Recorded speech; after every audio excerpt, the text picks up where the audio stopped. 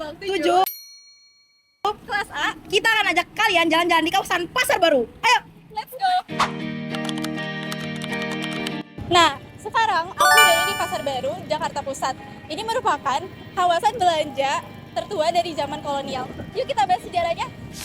Jadi, pada abad ke-18, orang-orang Belanda itu pindah dari kota tua ke selatan karena udara di utara itu udah nggak bagus lagi. Mereka bikin kawasan baru, namanya Watervreden. Kemudian, Watervreden ini berkembang menjadi pusat pemerintahan dan ekonomi.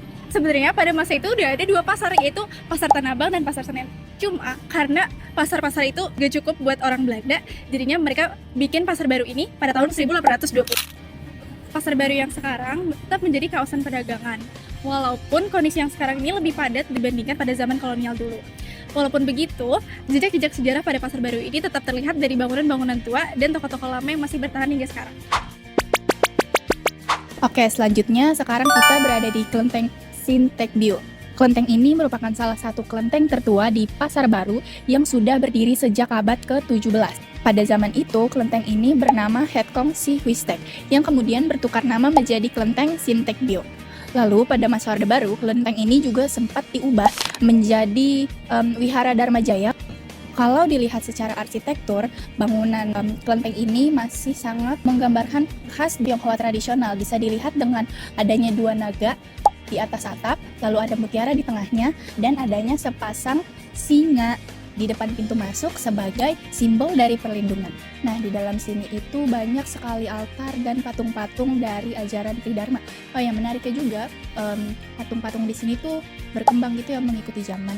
Mereka tidak stuck seperti di masa lalu, tapi mereka bergerak mengikuti zaman. Nah, jadi Kelenteng Sintekbio ini bukan cuma sekedar bangunan tua ya teman-teman, tapi juga merupakan sebuah living monument atau warisan budaya yang menjadi simbol dari komunitas Tionghoa di Jakarta saat ini. Nah teman-teman, sekarang kita berada di Gedung Senian Jakarta, salah satu bangunan bersejarah yang menjadi pusat pertunjukan seni dan budaya di kawasan Pasar Baru, Jakarta Pusat.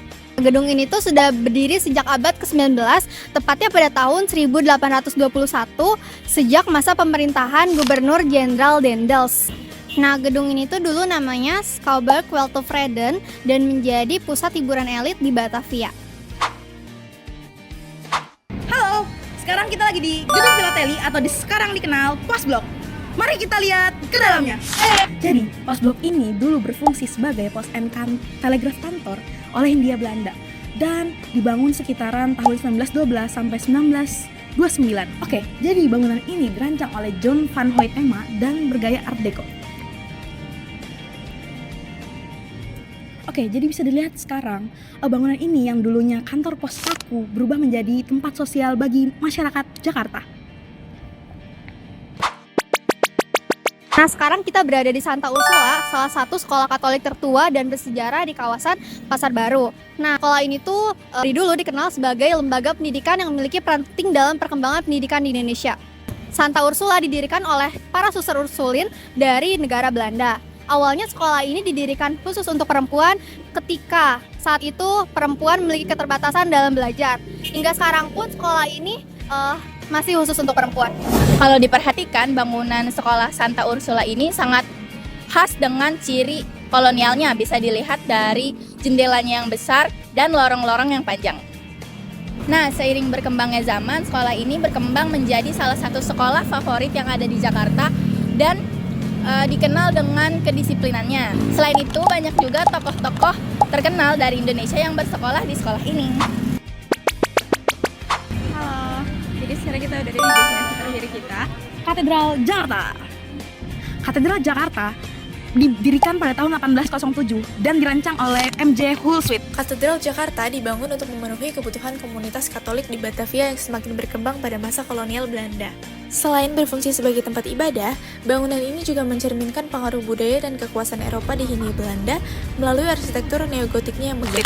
Katedral Jakarta sempat ambruk pada tahun 1890. Itu kejadiannya setelah 3 hari merayakan Paskah di gereja tersebut. 1 tahun setelahnya, yaitu tahun 1891, gereja ini dilakukan renovasi dalam 2 tahun. Dan sejak 1993, Gereja Katedral Jakarta resmi dijadikan cagar budaya oleh pemerintah.